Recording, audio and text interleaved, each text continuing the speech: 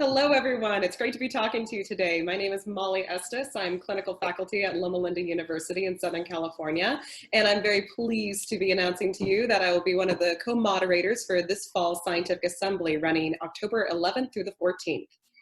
My name is Christopher Colbert. I am the APD at the University of Illinois, and I am also one of the co-moderators for the fall conference held October the 11th through the 14th. And it is my esteemed privilege to introduce some of my colleagues, some good friends, and amazing, just brilliant physicians. Ladies and gentlemen, Dr. Carl Ferraro and Dr. Adam Rodos.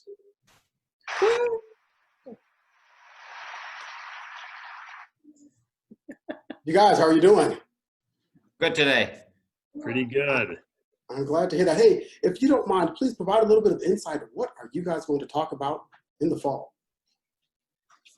We're going to be talking about the lub and the dub.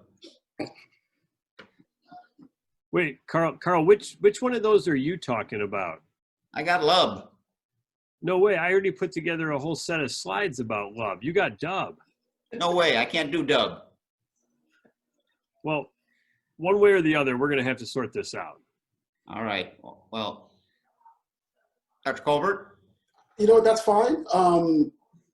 The Lub Dub doctors will be in the house, ladies and gentlemen, to provide some really insightful conversation on love and the dub, sometimes known as cardiology.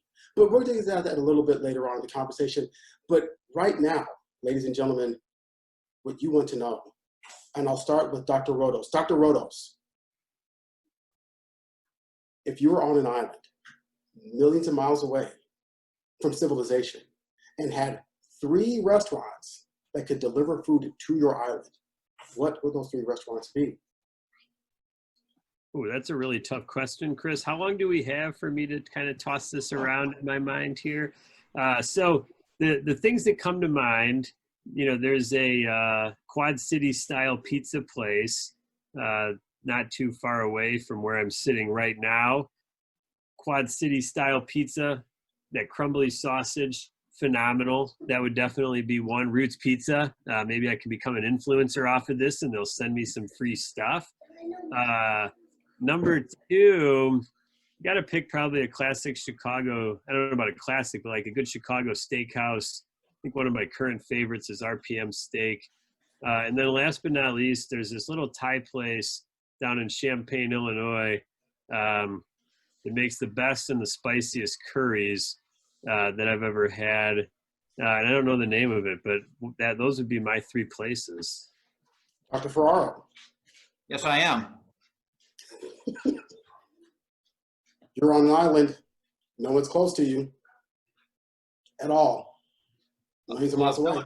Well, if no one's close to me, then it doesn't matter how much gas I have. So I'd probably eat a lot of ice cream. Okay. So Baskin Robbins would be just fine. And then I'd go with probably native foods so I can get my veggies. And a pizza place. And I know living in Chicago, that's sacrilege to say a pizza place, but a pizza place. All right. Been working with you for 4 years, and only in this conversation that I find that you're lactose intolerant. I'm learning a whole lot. This is strengthening our relationship. I appreciate that kind of stuff. Well, I think that's also a marker of a really good friend that you have not known until now that he's lactose intolerant. It means he's very good about the things that he chooses to eat. So I said he's a good friend. I found out Carl was lactose intolerant the first day I ever worked with him. So he must hold you in higher regard than I would. Friend is a friend, ladies and gentlemen. A friend is a friend. A friend is a friend. All right, gentlemen. Second question, final question of this little segment. If either of you guys, Dr. Ferraro, we'll start with you this to go around. If you could be anything other, you had to choose a career other than an emergency physician, what would it be? I'd be a mountain guide. What mountains? Well, I like Rainier, but any place high and snowy is good for me. I've been to South America and Africa and just over in Nepal this past a year ago. All those are wonderful, and there's still about 100 on my to-do list, but the North Cascades are beautiful. Phenomenal. And Dr. Rodos? Yeah, I guess in a similar vein, I don't know that I have the capacity to climb mountains.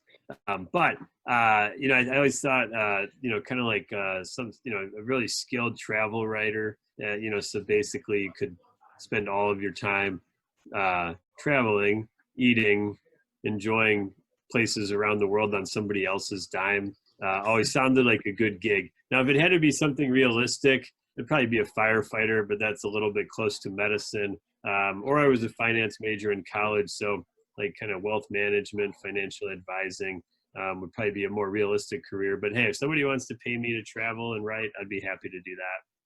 Wealth management and financing. All right, not that I've got a lot of wealth to manage, but I will be hitting you up for some tips and tricks if you understand anything about that, because I've got not the foggiest of clue. I didn't say I knew much about it. I just said that's what I thought I might do. Fair enough, fair enough. Guys, it's so exciting to have you with us for this fall scientific assembly. You have done such incredible segments for ACOEP in the past. We cannot wait to hear what's in store for us this year. Thank you for being here with us today.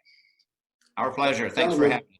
Thanks for having us. Mountaineer and the firefighter, the doctors of Love and Dove, Doctors Rodos and Dr. Ferraro. Thank you very much.